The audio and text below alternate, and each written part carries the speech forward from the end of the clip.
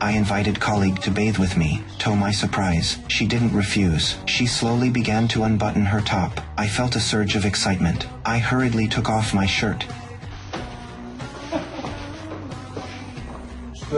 I was disappointed. The romantic bath didn't happen. Even while feeding the boss, I couldn't take my eyes off my colleague. When washing the boss's hair, no matter how much I lathered, there were no suds. Mais ça mousse pas, c'est un shampoing bizarre, ça mousse pas. C'est pas vrai, enfin écoute, tu lui as mis la crème pour les pieds sur la tête. When shaving him, I also often play pranks on him, leaving his beard a mess.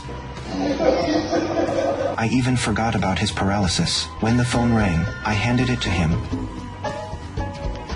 Oh merde, putain, j'ai mis tout le temps.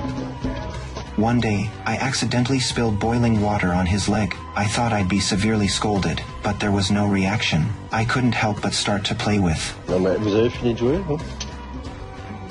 Eh mais en fait, vous sentez rien du tout là. When bored, I would take him to have a snowball fight in the snow, but he could only take the blows. When I took him out for a walk, I treated his wheelchair like a motorcycle. I never treated him like a disabled person, but my recklessness didn't cost me my job. On the contrary, he paid me far more than I expected. A month earlier, when he was hiring a caretaker, many people applied. Some had experience. Some were well qualified. There are even graduates from famous universities, but no one could get his attention until I swaggered in. I dressed casually and acted careless, showing none of the usual job seeker manners. I even flirted with the secretary nearby, and bluntly commented on his disability, not caring about his feelings. I never intended to get the job. I only came to the interview to receive a rejection letter, so I could collect unemployment benefits. When he asked if I had other ambitions, Il y en a une juste là.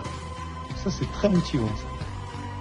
my honesty put him at ease. In the end, I became his full-time caretaker, but my duties included manually helping him with bowel movements, which I found hard to accept. Protested to the housekeeper immediately. Despite my lazy work ethic, he was never displeased with me. His friends warned him. He said I had just been released from prison and had a violent tendency, and that, coming from the slums, I lacked compassion, but he thought that was exactly what he needed. Because of his reputation and status, people always treated him with respect, especially after his disability, but I never treated him like a disabled man. This carefree, playful friendship was something he had never experienced. It went beyond our working relationship, and felt like old friends. He even bought me a suit, but the good times didn't last. My brother came to me injured. He'd gotten into trouble with a gang. Working in his house was my way to escape reality, but I knew I would eventually have to face family responsibilities. I went out to call my sister, and told her not to let our mother find out, but he overheard the conversation.